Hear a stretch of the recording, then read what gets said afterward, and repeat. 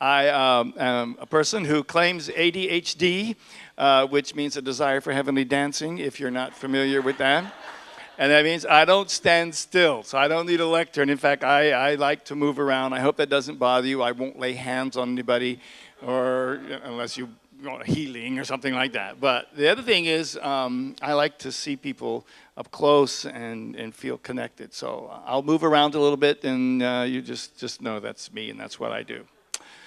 I want to share with you a teaching that came from my early spiritual experience. The teacher that I had was a minister, and it was not a unity church. That was not the church of my origin. And he gave a message, but when he spoke these words, they were powerful metaphysical truths. I knew it somehow deep in my soul. I didn't really have words. I couldn't articulate it at that point. But I knew that what he said was really profoundly true. He looked at the crowd and he said, in the way that they do in those days, he said, there's a whole lot of people who are missing heaven by 18 inches. The difference from here to here. Wow, now is that true? Now, that's incredibly true. But his concept of heaven, of course, was different than what we know as heaven. When Jesus said in the Gospel of Thomas, the kingdom of heaven is between you, it's that magic of relationship that comes when we know our oneness with God and each other, then we're in heaven. There's no more illusion of the separation.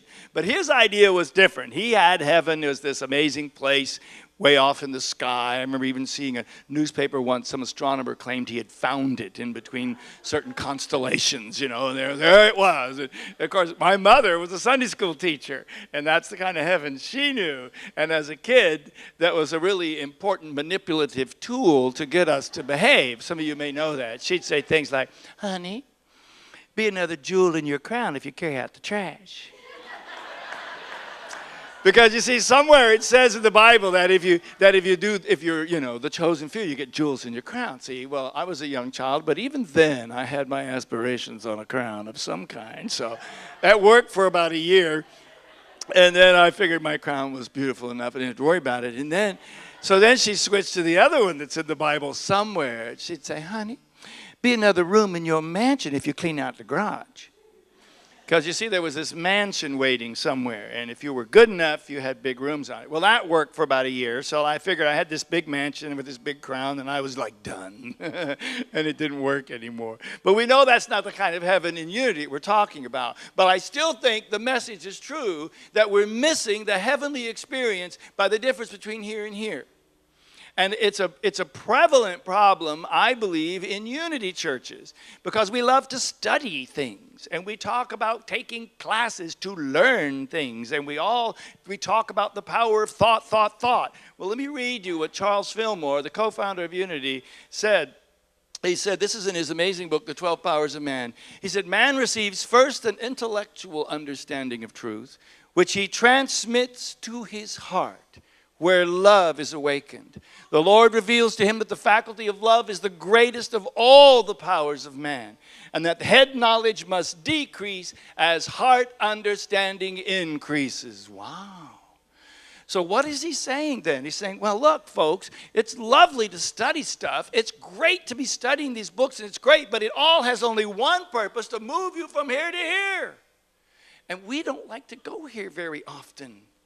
It's a scary place. There's some scars down there. We've been hurt. We'd rather stay up here where we can rationalize and blame and do all these other things, not have to deal with it. But this is the journey to heaven, and that's what this is about today. I want to talk to you about making that journey, and how can we do that? It's tough. In Hawaii, we have this wonderful word, ku. Do you know that word? Try say it with me. Ku, ku. And it means kind of just exactly what it says. It means fixed and firm. It was often used in Hawaii to define warriors. They were to stand ku, at attention, and fixed and firm. And I have a lot of ku thoughts. You know those fixed and firm thoughts that get stuck in your head? My favorite is, I'm right and you're not. I love that one. I can get fixed on that one a lot. And I can get fixed on the one that it's your problem, not mine. That's another great ku thought. I can take these ku thoughts and I can live in blame, and I can even use those ku thoughts in my righteousness to become very righteously indignant. Do you know what that is? Righteous indignation. You ever been righteously indignant? You don't have to raise your hands, because it's like, I don't want to put anybody on the spot, but you know, we've all been in that place, I bet, at some time or another. Righteous indignation. It's that beautiful opportunity we have to be judgmental, critical, mean, nasty, and hateful and still be Christian. What a fantastic thing that is. Well, the other thought I want to leave you with is a thought that is a beautiful Hawaiian word, olu olu. Olu olu. Try say that. Olu olu. Okay, good. Now look at somebody next to you and say, olu olu. Oh, yeah, that can get you in trouble, huh? Yeah. You see? You got to remember that one. Can you see how nice that feels? Doesn't that feel good? Olu olu means gentle and soft and pleasing. In fact, it's in the Hawaiian phrase for please is ke olu olu oi, if it's gentle and pleasing to you. I first heard it describing a beautiful man who was Chinese Hawaiian. It's a lovely mix. And my old tutu said, oh, he's such an olu olu man. He's such a gentle man. You say, well, what has this got to do with anything? Well, I think it has a lot to do with stuff. You see, as we mature, we try to soften these ku thoughts and let them become more olu olu. This is the ku place. Can you hear that? Yeah, listen, can you hear that? This is the soft place. This is the olu olu place. Jesus gave a wonderful teaching on the Sermon on the Mount in the book of Matthew in the 5th chapter. And he said, blessed are the meek, for they shall inherit the earth. Do you remember you hearing that? And I used to think that meant, blessed are those of you who lay down on the ground so that the other people can walk on top of you and that may make you Christian somehow. And that's not what it means at all.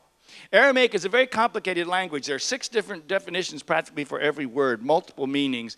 And so it's very complicated. And somebody had to pick one, and they picked the word meek. But the most common definition of Aramaic for that word that Jesus used was not meek. It was ripe. Blessed are the ripe, for they will inherit the kingdom. Wow. Blessed are the ripe. Well, what does that mean? Ripe. Well, all right. You're in the supermarket. You want to pick a peach? Are you going to pick the ku peach or are you going to pick the olu olu peach? Which one are you going to pick? The olu olu peach. You're going to make some guacamole? When you pick an avocado, are you picking the ku avocado or are you picking the olu olu avocado? You're picking the olu olu. Yeah, see, that's it in fruit, but it also happens in people.